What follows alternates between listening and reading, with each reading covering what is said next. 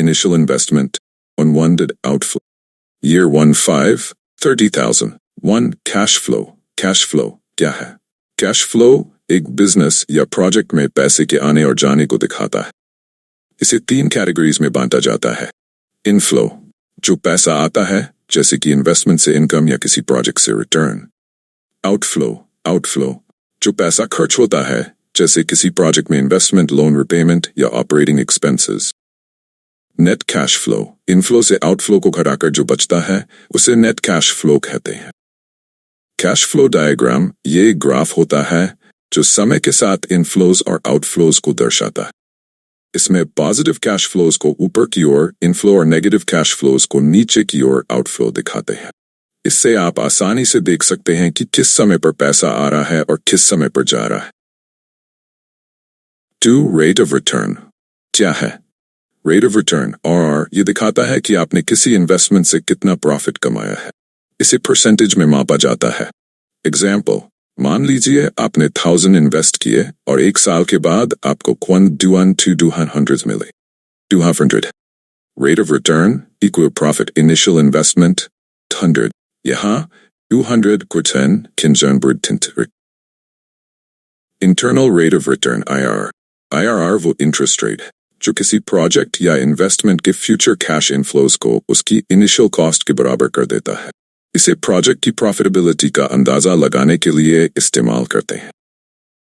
जब IRR किसी project के लिए कैलकुलेटेड वैल्यू से ज्यादा हो, उस प्रोजेक्ट में इन्वेस्ट करना फायदे का सौदा हो सकता।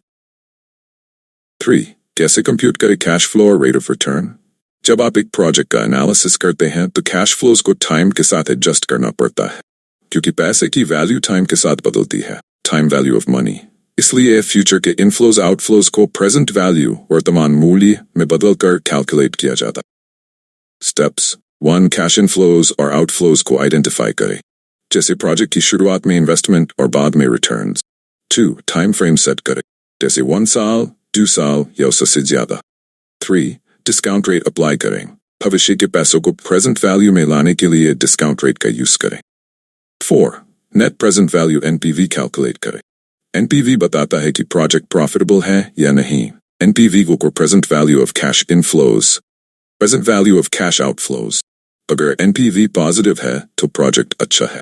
रेट ऑफ रिटर्न कैलकुलेशन करें। इसके लिए फॉर्मूला यूज करते हैं। ROR को टोटल रिटर्न्स इन्वेस्टमेंट हर टेक्स्ट ROR, टोटल रिटर्न्स टेक्स्ट इन्वेस्टमेंट और investment total returns investment 100। 4. Application in engineering. Engineering में आप किसी नए प्रोजेक्ट, मशीन या टेक्नोलॉजी में इन्वेस्ट करने से पहले ये देखेंगे कि उसे कितनी रिटर्न्स मिलेंगी और कब तक।